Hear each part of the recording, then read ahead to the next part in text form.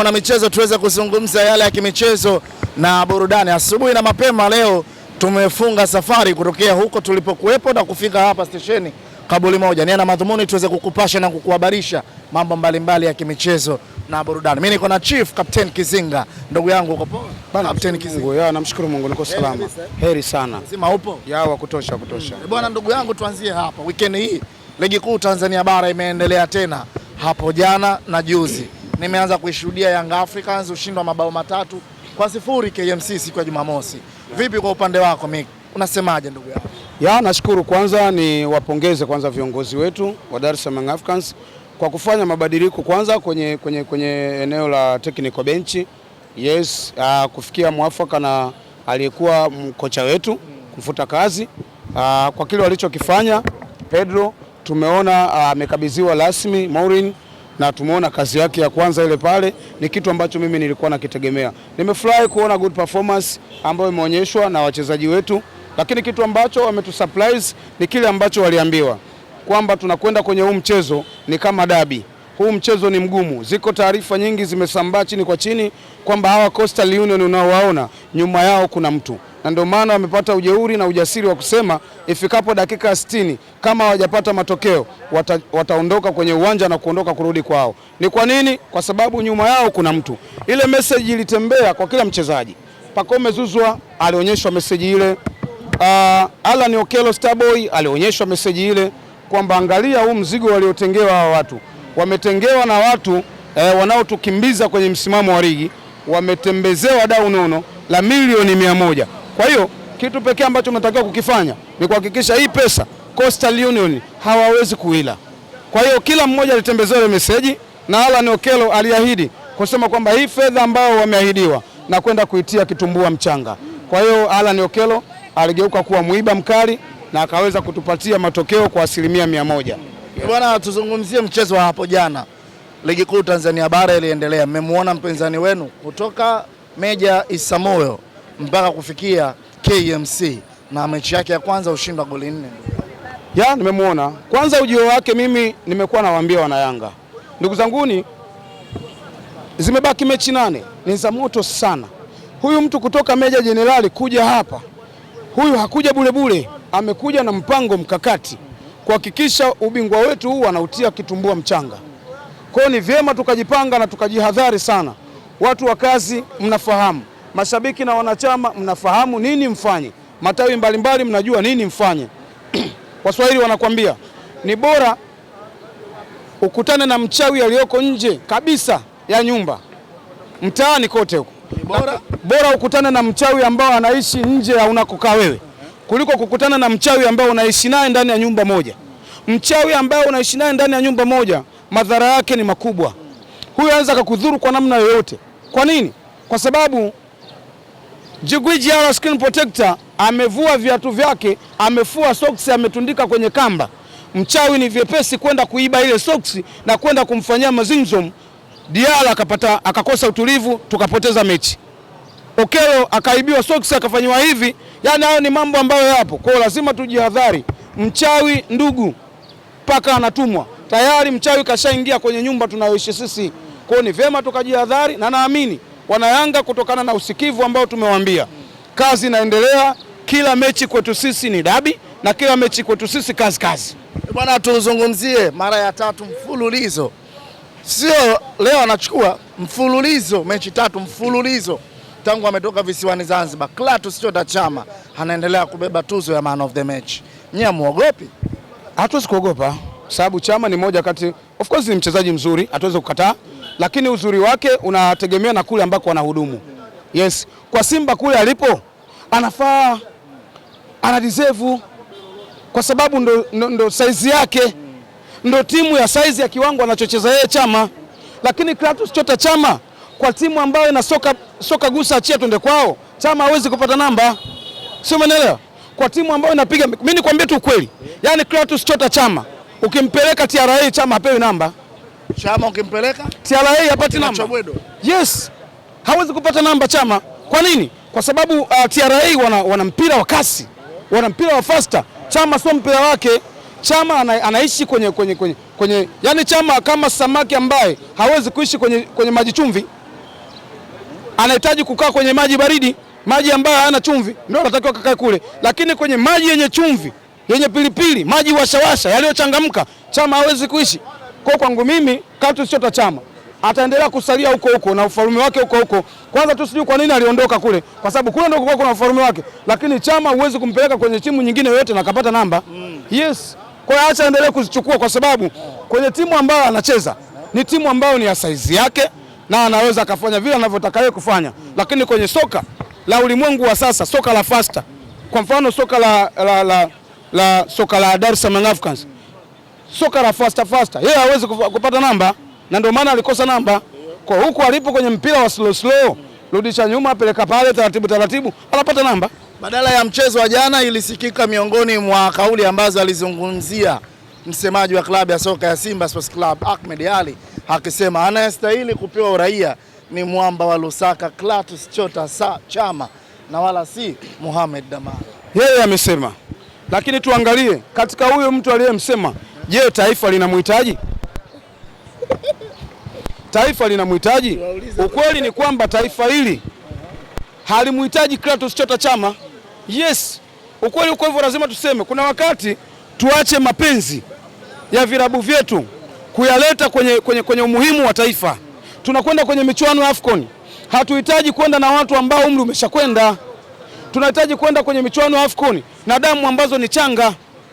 Sio, umeelewa? Leo hii taifa linawahitaji vijana kama wakina Shehane Rashidi, Morris Abraham. Sio, umeelewa? Vijana wadogo ambao damu yao changa. Sio, umeelewa? Halimhitaji mtu kama Chama. Tunakubali kweli amehudumu kwa muda mrefu, mchezaji mzuri wa kawaida ya daraja lake akiwa kule aliko, lakini sio mchezaji na mimi nikwambia, wallahi nakwapia, kama atapewa, nisikilize, kama Clatous Chota Chama atapewa uraia kwa lengo tu la kuja kuisaidia timu ya taifa, mimi nitaendelea kuamini hichi kicheko tunachochekwa na nchi jirani kwamba ni sahihi tuchekwe, kwa sababu taifa la Kenya, Uganda, Burundi na Zambia wametucheka kwa tuzo. Yani timu ambayo haikufanya vizuri na imeporomoka kwa kiwango kikubwa kwenye nchi yake inapewa tuzo ya timu bora. Lakini mheshimiwa alisema hii ndio timu pekee iliyoenda kuitambulisha nchi kwenye michuano ya kimataifa. Hii ndio timu pekee iliyoenda kuitambulisha nchi kwenye michuano ya kimataifa. Kwenye mnampinga iliyoenda kuitambulisha nchi kwenye michuano ya kimataifa. Kwa hiyo tunakubaliana. Sikiliza kwanza, hata kama wewe ni kiongozi, nisikilize basi, twende nawe taratibu. Tunataka twende taratibu. Nataka mimi na wewe tuulizane. Wewe unaamini kwamba Simba ndio timu pekee iliyokwenda kuitambulisha nchi? Mimi naamini bila. Wewe unaamini? Kwa hiyo mwakilishi wa taifa letu ni mmoja tu. Azam hayupo, Singida hayupo, Yanga hayupo, ni mmoja tu. Simba ndiye alikuwa mwanzilishi. Yaani nainukuu ile kauli yake. Labda nikusaidie tu. Nainukuu kauli yake. Mimi nataka nikusaidie. Simba ndiye mwanzilishi wa kuiwakilisha nchi ya ardhi ya Tanzania kwenye michuano ya kimataifa. Na wewe unaamini ni kweli Simba ndio mwanzilishi? Ndio mwanzilishi. Yaani tangu michuano ya kimataifa imeanza, Simba ndio alikuwa mwanzilishi. Na wewe unaamini hivyo? Kuna wakati tuache mapenzi na hivi vilabu vyetu. Tuzungumze ukweli. Ukweli ndio unatakiwa kwenye hili taifa. Ukiwa kama kiongozi, acha mapenzi yako. Nikuulize wewe, msimu uliomalizika ambao Simba amepewa tuzo kama timu bora kwa 2020-2025. Kuanzia pale Simba alianza kuingia kwenye hatua ya makundi. Achana na kuanzia, kwani tuzo amepewa toka kipindi hicho? Tuzo inasemaje?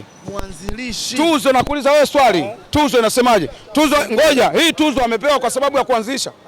Amepewa kwa sababu ya nini? Timu bora. Mwaka gani? Kwa mwaka. Kwa mwaka gani? Kwa mwaka kwa sababu tuko ni za mwaka 2025-26. Si ndio?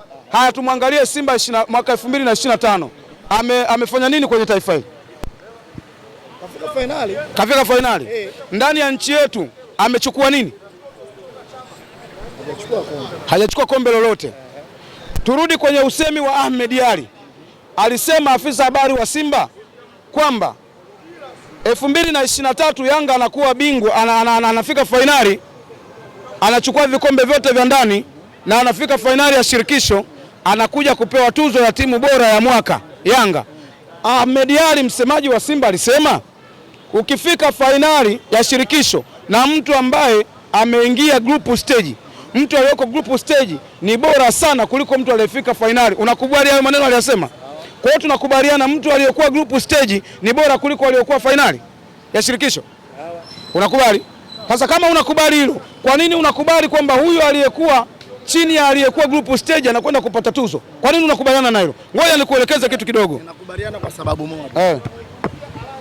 Hakuna jambo ambalo lilifanywa na Simba Sports Club ambalo limepewa tuzo Young Africans ambalo hakulifanya. Young Africans naye pia amelifanya.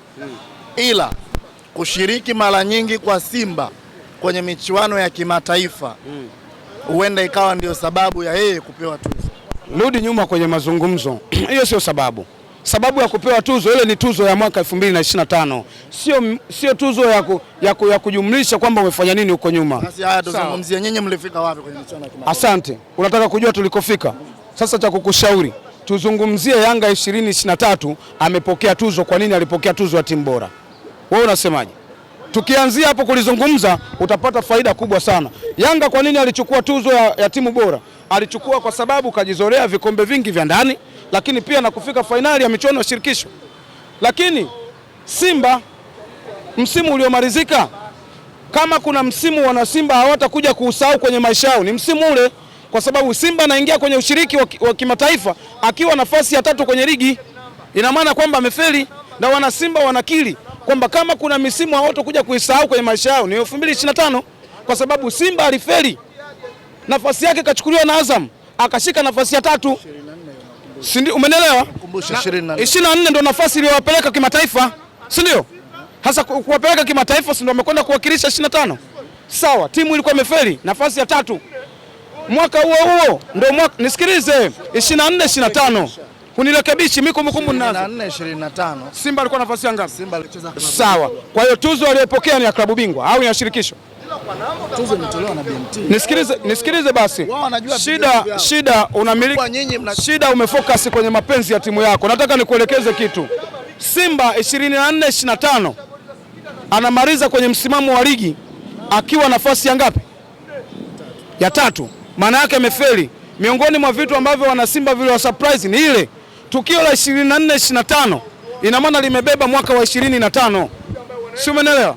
Ambapo ndio tukio linalosema 25. Maana yake sio 25-26, ni 24-25. 25 Simba amepokea tuzo. Sawa? Simba amepokea tuzo akiwa mtu ambaye amefeli. Sawa? Kwa hiyo tunakubaliana kwenye hii nchi tumeamua utaratibu wa kuwadhulumu watu haki yao, tunawapa waliofeli. Simba amefeli, na hii tuzo nikwambie, hii tuzo ni ya kwetu sisi Yanga ambao Simba amepewa, na tutaendelea kupaza sauti, turudishieni tuzo yetu, kwa sababu sisi tumechukua vikombe vyetu vyote na tumeingia group stage. Kama Mediali alisema group stage ni bora kuliko shirikisho finali, maana yake ni nini? Kwamba tupeni tuzo yetu, sisi ndio bora. Bwana, hayo ni maneno ambayo amezungumza Kizinga. Mimi nataka nimalize na hili hapa. Jana badala ya mchezo kumekuwa na kasumba kidogo, ndugu yangu. Ndugu yetu Dr. Mohamed Hamis Mo kikamkuta jambo. Ndio. Pole, lakini nakupa pole na wewe kwa sababu wewe ni familia kutokea Kigoma. Ni kweli. Na tayari tumeanza vikao. Wewe ni Muha. Mimi ni Muha kutoka Kigoma. Na tayari nimepokea simu nyingi kutoka kwa ndugu zangu kutoka Kigoma kwa kile kitendo alichokifanya Dr. Mohamed cha kuruhusu kupigwa na mwanamke. Sisi tumeumia sana. Umoja wa wanaume kutoka Kigoma Waha tumeumia kwa kiwango kikubwa. Kwa nini ndugu yetu amekubali kupigwa na mwanamke? Mtoto wa kiume ukakubali kupigwa ngumi na Baby Mary? Kweli? Ngumi. Baby Mary anageuka kuwa Mwakinyo, anapeleka ndonga kwenye uso wa dokta. Ngumi inakwenda inafanya hivi mpaka kwenye uso wake.